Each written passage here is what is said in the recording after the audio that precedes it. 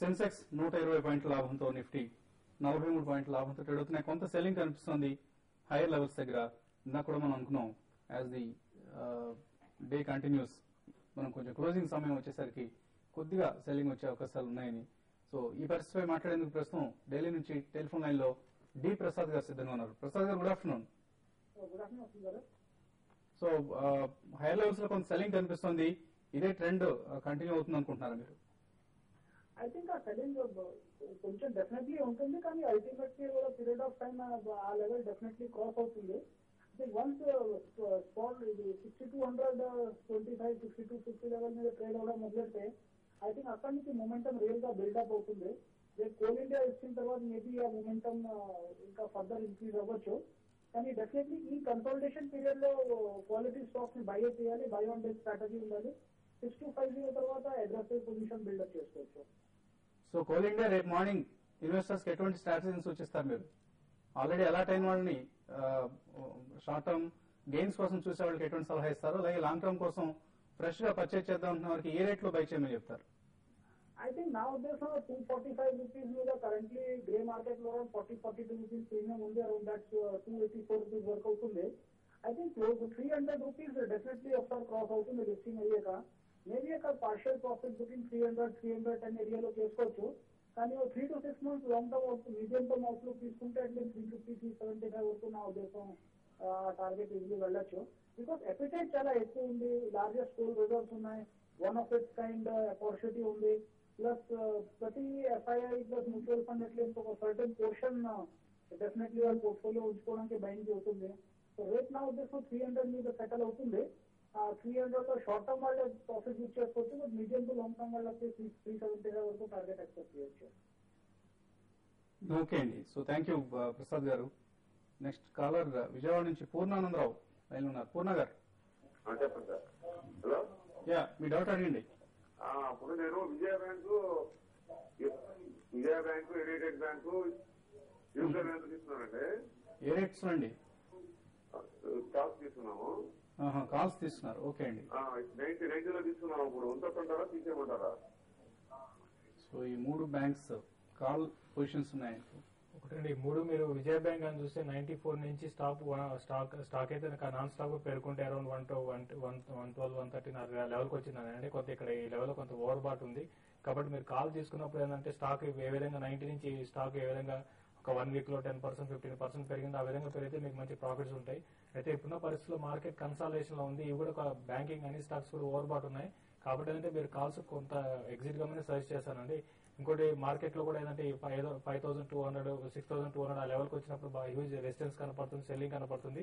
ఈ రోజు రేపు చూసి మార్కెట్ లో ఏమో ఒకవేళ 6200 కానీ నిఫ్టీ కానీ క్రాస్ కాలేదంటే మాత్రం మీరు మీ లాంగ్ పొజిషన్స్ ఎగ్జిట్ కానీ, ఒకవేళ నిఫ్టీ కానీ 6200 కానీ అబోవ్ క్రాస్ అయ్యి సస్టైన్ అయితే మాత్రం ఇంటర్మీడియట్ ట్రెండ్ మళ్ళీ అప్రెండ్ ఉంటుంది. అప్పుడు వీటిలో ఫ్రెష్ బయింగ్ వస్తుంది. కాబట్టి నిఫ్టీ లెవెల్స్ స్టాక్స్ చూసుకొని దాంతోపాటు స్టాక్స్ ని కూడా మూవ్మెంట్ అయితే స్టాక్స్ ఇప్పటి వరకు అయితే అప్ ట్రెండ్ ఉందండి, డౌన్ ట్రెండ్ లేదు. డౌన్ ట్రెండ్ వచ్చే లోపల మీరు ఒకసారి విజిట్ కానీ. ఓకే అండి. సో మార్నింగ్ మనం అనుకున్నాం వెబ్ ప్రోగ్రామ్ లో ఐసిఎస్ఏ హైదరాబాద్ సంబంధించిన కంపెనీ ఇది చాలా స్ట్రాంగ్ రిజల్ట్ ను మార్కెట్ ఎక్స్పెక్ట్ చేస్తుంది. బహుశా రేపు బోర్డు మీటింగ్ నిర్వహిస్తున్నారు. రేపటి రిజల్ట్ లో కంపెనీ ఎలా పెర్ఫార్మ్ చేస్తుంది అన్నది తెలియబోతుంది. ఇవాళ స్టాక్ చాలా అప్రిషియేట్ అయింది. 147 దగ్గర ప్రస్తుతం ట్రేడ్ అవుతుంది. నెక్స్ట్ కాలర్ సురేష్ ఖమ్మం నుంచి లైన్ ఉన్నారు. సురేష్ గారు, good afternoon. Thank you. Same to you అండి. Sir HDFC top 200 Reliance regular tradings తీసుకున్నామని సిక్ లో ఇన్వెస్ట్ చేస్తున్నాము. ఓకే అండి. సార్ ఇది డివిడెండ్ తీసుకోవాలా లేకపోతే గ్రోత్ ఆప్షన్ తీసుకోవాలా? అది కొంచెం అంటే మీకు పీరియాడికల్ గా మనీ అవసరం ఉంటుంది, అప్పుడప్పుడు వచ్చే డివిడెండ్ ఎంజాయ్ చేద్దాం అనుకుంటే డివిడెండ్ ఆప్షన్ తీసుకోవచ్చండి. లేదు సార్, మనకి లాంగ్ టర్మ్ ఒక 10 years తర్వాత రిటర్న్ తీసుకున్నాం. సో లాంగ్ రన్ కోసం అయితే మీరు తప్పకుండా గ్రోత్ ఆప్షన్ ఎంచుకోండి, లేదా డివిడెండ్ రీఇన్వెస్ట్మెంట్ ఆప్షన్ కూడా ఉంటుంది ఇందులో. ఆ ఆప్షన్ కూడా మీరు సెలెక్ట్ చేసుకోవచ్చండి. So that's next caller line లో ఉన్నారు. హలో, ఎక్కడి నుంచి మాట్లాడుతున్నారండి?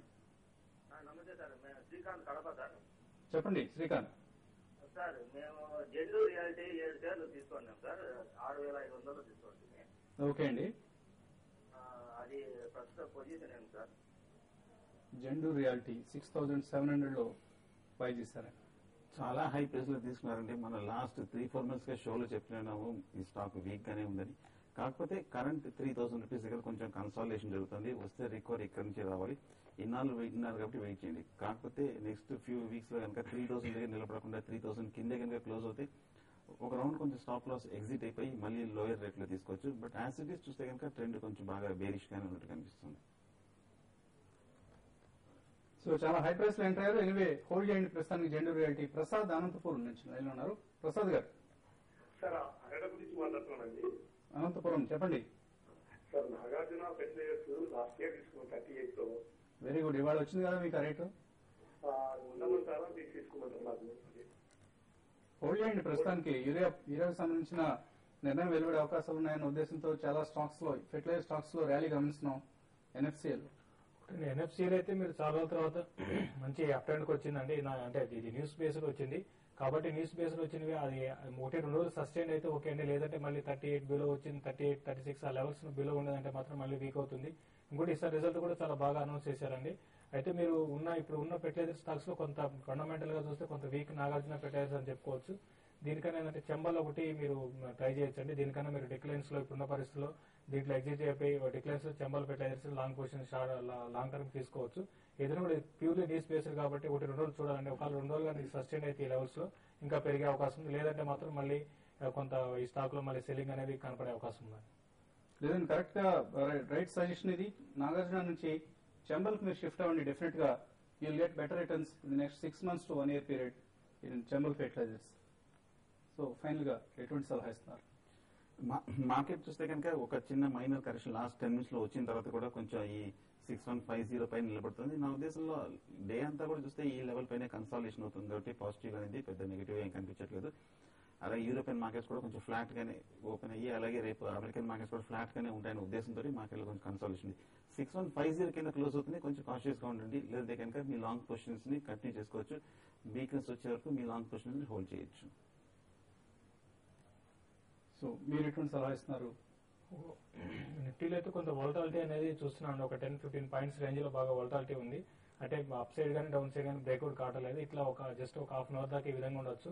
అక్కడ నుంచి మార్కెట్ కొంత ఈవినింగ్ క్లోజింగ్ సెషన్ కి మార్కెట్ కొంత ఇక్కడ నుంచి ఒక 20 పాయింట్స్ 25 పాయింట్స్ నిఫ్టీ కిందకి రావడానికి అవకాశం ఉంది. కాబట్టి ఏంటంటే లాంగ్ పొజిషన్స్ ఎవరైతే ఉన్నారో వాళ్ళు ఇంటర్డే లాంగ్ పొజిషన్స్ ఒకసారి కట్ చేసుకోమంటాను.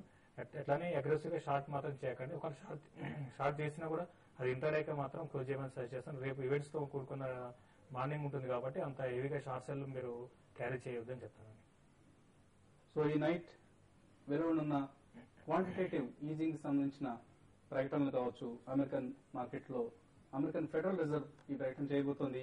ఇది $500 billion ఉంటుందా, $1 trillion ఉంటుందా, రకరకాల ఊహాగానాలు మార్కెట్ లో ఉన్నాయి. బహుశా మార్కెట్స్ ను డిసప్పాయింట్ చేయకపోవచ్చు ఫెడరల్ రిజర్వ్ అన్న ఉద్దేశంలో ఎక్కువ మంది ఉన్నారు. అలాగే యుఎస్ లో రిపబ్లికన్స్ కు అనుకూలంగా వస్తున్న మిడ్ టర్మ్ పోల్ రిజల్ట్స్ కూడా మార్కెట్ మీద కొంత ప్రభావం చూపించే అవకాశం ఉంది. ఎనీవే ఇవాళ నైట్ యుఎస్ మార్కెట్స్ ను కేర్ఫుల్ గా వాచ్ చేయండి. రేపు మార్నింగ్ కోల్ ఇండియా లిస్టింగ్ కూడా ఉంది. కొంత ఎక్సైటింగ్ డెవలప్మెంట్స్ ఇవన్నీ కూడా.